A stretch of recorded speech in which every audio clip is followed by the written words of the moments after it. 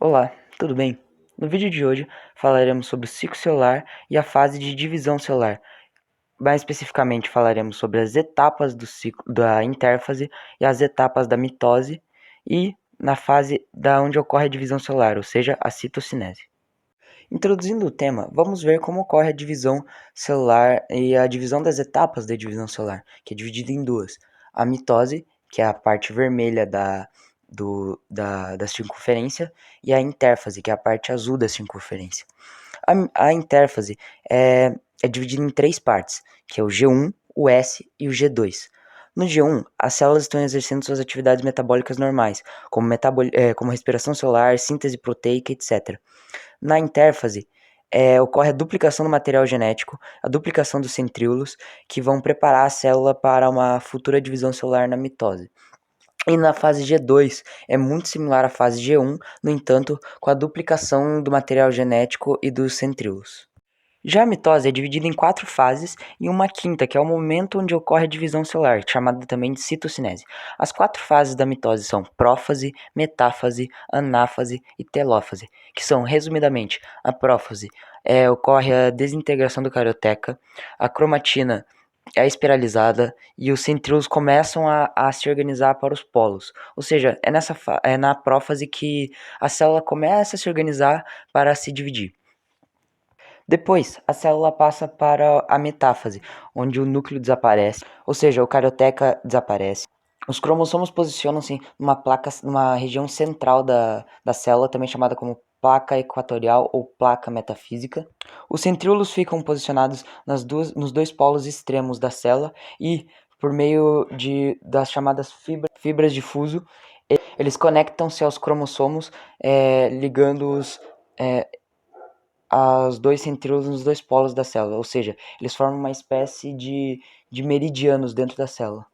Após isso, vamos para a anáfase, do grego ana, que significa separação. E é nesse momento que os centríolos fazem uma espécie de puxação, eles puxam metade puxam um cromossomo para o seu polo norte e um cromossomo para o seu polo sul, dividindo o número de cromossomos igualmente para um polo da célula e para outro. Após isso, temos a telófase, que do grego telos é fim, que é onde a célula começa a se reorganizar como duas células filhas, ou seja, volta a aparecer núcleo, carioteca, um centríolo apenas, um X, ou seja, um número de material genético apenas igual ao da célula mãe, e por fim temos a citocinese, em que ocorre de fato a divisão da célula mãe em duas células filhas, que são exatamente iguais à célula original. Agora, para que fique mais visível, vamos ver especificamente cada uma dessas fases, tanto da intérfase quanto da mitose, quanto a citocinese. Para iniciar a intérfase, vamos falar da primeira etapa dela, que é a etapa G1, em que a célula está, como já foi mencionado anteriormente, realizando suas atividades metabólicas normais. Portanto, o seu DNA, o seu material genético, está organizado na forma de cromatina. Além disso, temos um centríolo apenas, temos um nucleolo e temos um carioteca que envolve esse material, essa cromatina.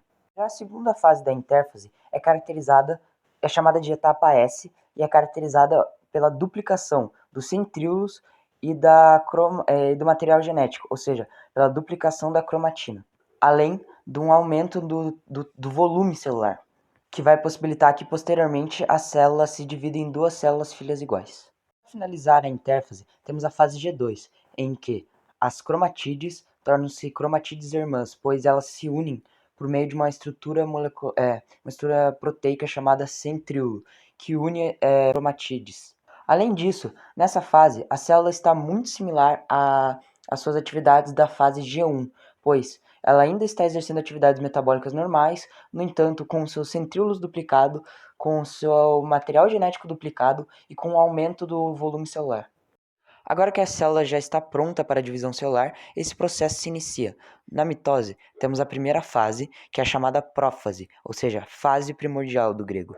Essa etapa é caracterizada por os cromossomos ficarem muito próximos, unidos, E também, como já eu acabei dando spoiler, eles não são mais chamados de cromatina, pois eles não estão exercendo atividades metabólicas, são agora chamadas de cromossomos. Os cromossomos é a união de duas cromatídeos, ou seja, de cromatídeos irmãs.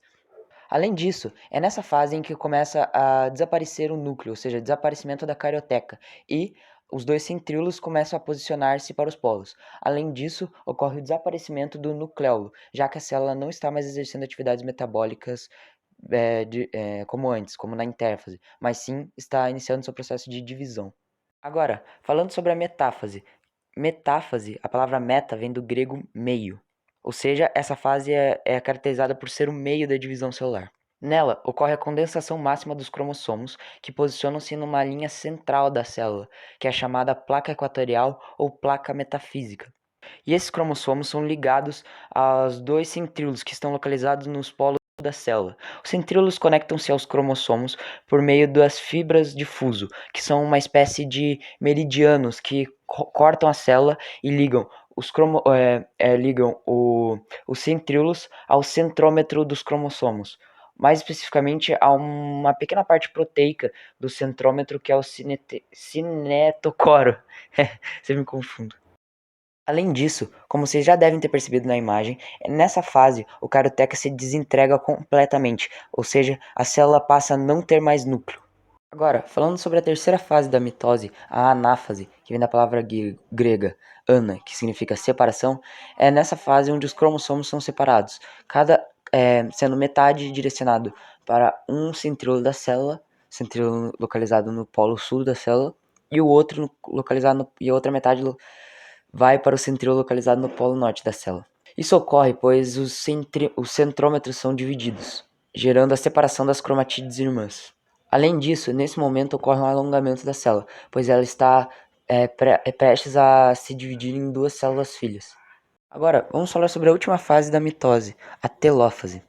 A palavra telo vem do grego, é final, ou seja, essa fase caracteriza o final da divisão celular. Nela, as fibras de fuso desaparecem por completo, as células voltam a ter carioteca, ou seja, as células voltam a ter núcleo celular, as células voltam a ter nucleolo e o DNA se descondensa voltando a ser cromatina.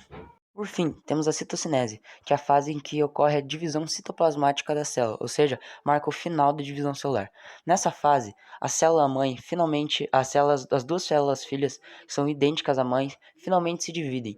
E essa citocinese é centrípeta, ou seja, ela ocorre de fora para dentro da célula, fazendo com que as células, numa espécie de estrangulamento, se dividam em duas células filhas idênticas e idênticas à célula original, ou seja, a célula-mãe. Então, por hoje é isso. Espero que tenham compreendido melhor o ciclo celular e a fase de divisão celular. E agradeço muito pela sua compreensão, por ter assistido até aqui e espero que tenha gostado. Até uma próxima. Tchau, tchau.